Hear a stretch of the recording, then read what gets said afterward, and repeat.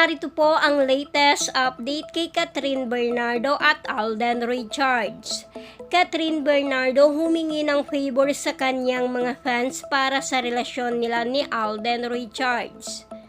Sa isang interview na pinagsamahan ni Catherine at Alden, naghingi ng suporta si Catherine sa kanilang mga fans.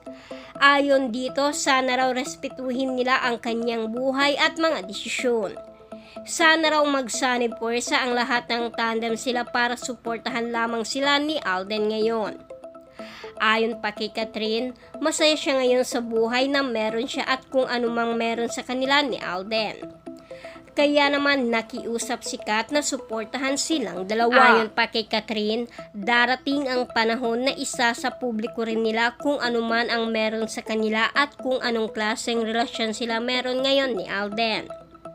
Sa ngayon, gusto muna nila ng privacy at ipribado kung anuman ang mga proseso sa kanilang buhay ni Alden ngayon.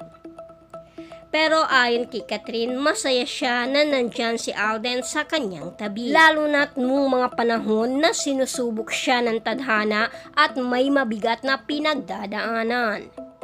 Isa raw si Alden sa dahilan kung bakit nakayanan niyang bumangon muli. At ayon nga kay Catherine, sana raw magtiwala ang kanyang mga fans kay Alden dahil sigurado siya na iingatan nito ang kanyang puso. Napakabait daw tao ni Alden, napaka-gentleman. Palagi raw nandyan si Alden para alalayan siya at palakasin ang kanyang loob. Sa ngayon, hindi pa nila masabi sa publiko ang tunay na estado at nararamdaman nila sa isa't isa. In God's will ay magkakaroon din sila ng kasiguraduhan sa lahat.